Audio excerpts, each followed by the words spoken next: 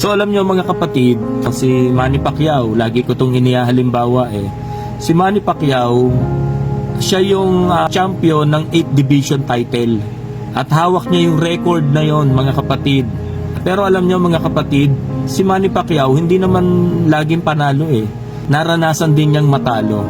Pero siya yung tinagurian na champion ng 8th division title.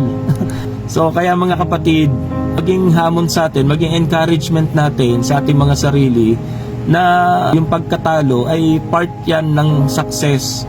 Sa Biblia, marami tayong mababasa sa panahon lalo ni Josue na hindi naman sila puro panalo natalo din sila ng high. Dahil doon mga kapatid, sa pagkatalo na yon, aming tinuro ang Diyos. So kaya purihin ang Panginoon. Kaya mga kapatid, tayo ng mga nakay Kristo ay mananagumpay. Kagaya ng ating Panginoong Hesus, akala ni Satanas nung time na naipako na ang Panginoon sa krus, natalo na ang Panginoon. Pero hindi pala. Nung time na ang Panginoong Hesus ay napako na sa krus at namatay at muling nabuhay, iyon ay indikasyon ng pagtatagumpay ng ating Panginoon.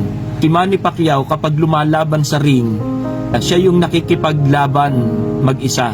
Hindi naman tayo kasama doon Kahit yung pamilya niya, hindi naman niya kasamang nakikipagsuntukan sa ring Pero kapag nanalo na si Manny Pacquiao, nagagalak ang buong pamilya, parang sila na rin yung lumaban sa ring.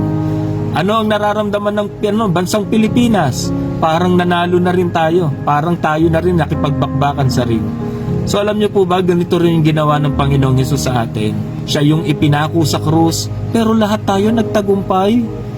Siya lang naman mag-isa ang tumanggap ng mga latay sa krus, hagupit sa krus. Amen po ba? Mga sugat. Siya lang mag-isa yung ipinako sa krus, pero lahat tayo damay sa pagkapanalo ng Panginoon. Kagaya ni Manny Pacquiao, hindi naman tayo kasamang lumalaban sa ring, pero pag nagtagumpay si Manny Pacquiao, buong Pilipinas nagdiriwang. Kagaya ng ating Panginoong Hesukristo, isa niyang binaka sa krus ng Kalbaryo, ang hirap at pasanin na yon. Pero nung time na siya ay naipako na at namatay, nabuhay na maguli, kasama po tayo sa parada ng tagumpay ng Panginoon. Amen? So purihin ang pangalan ng Panginoon. Kaya mga kapatid, may pagtatagumpay kay Kristo.